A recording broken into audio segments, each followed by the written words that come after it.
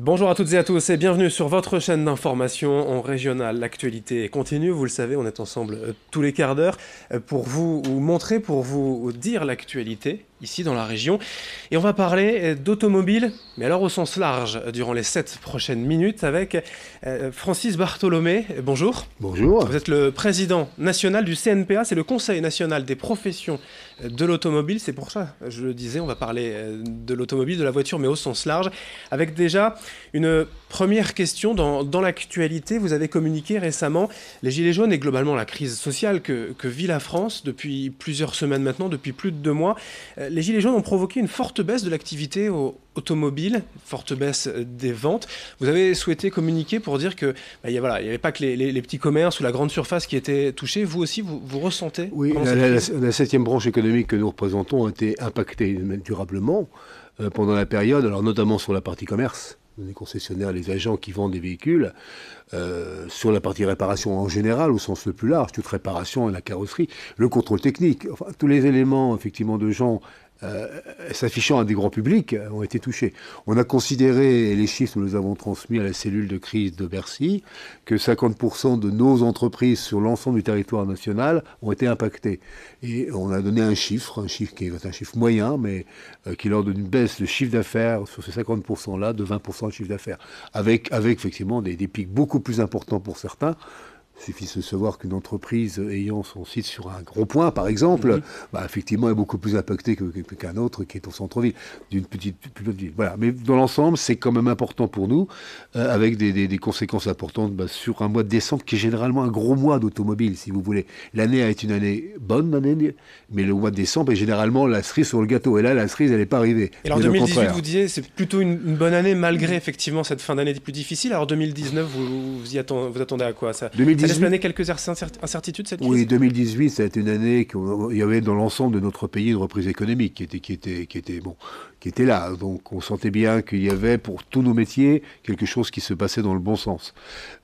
Si on le traduit par les ventes automobiles à la fois voitures neuves et voitures d'occasion, on était dans une avancée, une année plutôt correcte avec un marché à 2 150 000 voitures par exemple. Là, le problème du mois de décembre nous a impacté très fortement. Alors, conséquence pour 2019. Nous avons été impactés 2018 parce que quelquefois nous avons quand même engrangé des bons de commande de nos clients. Mais nous n'avons peut-être pas pu les livrer, lié au problème de Oui, de blocage, possibilité d'autres. d'obtenir les véhicules notamment. Donc il y a déjà un report de ces livraisons qui ont été effectuées sur 2019. Donc on est encore un peu tôt pour penser ce que on verra cette année. Sauf que le mois de janvier démarre quand même très timidement. Un mois de janvier démarre timidement tous les ans. Mais là, à partir du 15, généralement, ça bouge. Là, c'est encore un peu compliqué dans le climat, contexte que vous avez décrit tout à l'heure. Du coup, vous ne souhaitez pas rester les bras croisés face à cette crise. Le CNPA veut aussi s'engager dans le grand débat national, puisqu'il y a 4 thèmes, on ne va pas les rappeler, mais l'un d'entre eux vous concerne peut-être plus directement, la transition écologique. Forcément, si on parle voiture, on va peut-être penser pollution directement. Que voulez-vous faire? Comment vous allez vous impliquer dans ce débat? Alors sur ce débat, on n'a pas attendu le mouvement des Gilets jaunes, si vous voulez. C'est un mouvement important pour le CNPA puisque nous sommes l'organisation professionnelle qui est en charge du parc roulant automobile, son évolution. Les 35 millions de voitures particulières, par exemple, doivent évoluer. Donc depuis très longtemps, on avait émis un certain nombre d'idées sur ce qu'on appelait, nous, un pacte de mobilité, en disant qu'il est grand temps de modifier ce parc.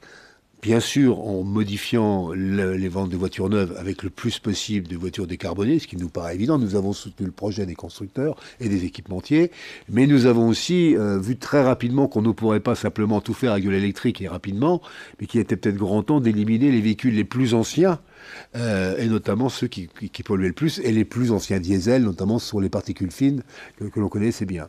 Donc nous avions pris un certain nombre de décisions dans notre pacte, et nous avions proposé au ministre de l'époque, qui était donc M. Hulot, de mettre en place cette prime de la conversion dont on en parle beaucoup, et dont on en parlera encore beaucoup en 2019, qui consistait à aider ceux de nos concitoyens automobilistes ayant le moins de revenus potentiels, de pouvoir éliminer leurs anciens véhicules pour les remplacer par des neufs, voire des plus récents, et aussi d'occasion. Donc c'est là qu'il y a eu cette prime de conversion qui a eu lieu en 2018 et pour lequel, pour nous, c'était déjà un énorme point dans la transition écologique. Énergétique. Donc notre idée dans ce dossier-là, nous en défendons aujourd'hui actuellement, c'est de dire Nous voulons une neutralité technologique, c'est-à-dire pour nous l'électrique bien sûr, mais pourquoi pas l'hydrogène demain, et pourquoi pas surtout le gasoil nouveau qui sort sur des moteurs de ce qu'on appelle les Euro 6 deuxième génération, qui sont extrêmement performants, qui risquent d'être beaucoup plus propres que les moteurs essence qu'on va nous proposer. Donc vous voyez, cette neutralité énergétique, il nous la faut absolument. Mais l'État doit faire plus en termes de primes, d'aides, de subventions, peu importe. Mais ça, c'est le problème de la fiscalité qui se rejoint, si vous voulez, par rapport à ça. Effectivement, nous avons constaté, nous, en 2018, que les professionnels ont déjà avancé très très très souvent les primes de conversion qui étaient destinées aux automobilistes. Et pour avancer la transaction, pour donner la lisibilité, nous avons pris à notre charge les primes de conversion. Là, on a un premier sujet qui a été important pour nous. D'ailleurs, on l'avait écrit dans une lettre au Premier ministre. On avait un souci extrêmement fort sur les remboursements aux concessionnaires des sommes qui ont dépassé les 100 millions. Pour vous donner un ordre d'idée, ça approchait à Noël compliqué pour nous, quoi. On avait un problème de trésorerie qui s'amplifiait dans nos entreprises. Donc c'était un vrai sujet. Le deuxième sujet concernant les taxes et la fiscalité, c'est qu'effectivement, c'est un problème de bonus-malus. Vous savez que jusqu'ici, l'État encaissait des malus et pour redistribuer des bonus. Mais comme la prime à la conversion était prévue de 100 000 voitures et qu'elle est passée à 300 000, l'État a effectivement encaissé peu de malus pour donner beaucoup de bonus sous forme de primes. D'où les difficultés qu'il y a eu et les conséquences qu'il y aura pour 2019, dans ce même sens. Donc on pense que nous, il faut absolument revoir ce problème de fiscalité, la fiscalité de nos clients. Ça, c'est un problème qu'on a bien vécu, pour lequel d'ailleurs nous avions demandé très vite à la cellule à l'Élysée de prendre un moratoire sur ce plan-là. Ça, c'était très clair. Mais sur le plan, nous, des bonus-malus, c'est extrêmement prudent parce que, vous savez, à force de trop tirer sur une corde, notamment sur du malus de plus en plus élevé, d'abord, on aura de moins en moins de gens qui les payeront et on déséquilibrera de plus en plus le système économique. Donc, on est extrêmement prudent sur ce dossier-là. Les normes changent en matière de CO2. Vous savez très bien aussi, vous l'entendez sans arrêt, il faut faire extrêmement attention pour les conséquences économiques sur le commerce.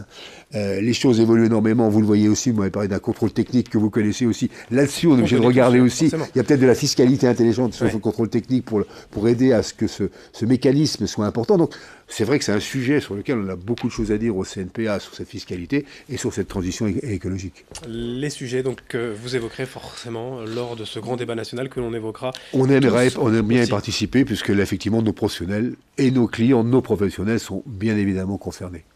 Merci Francis Bartholomé, président national du CNPA, Conseil national des professions automobiles, d'être venu aujourd'hui sur notre plateau. Merci à vous.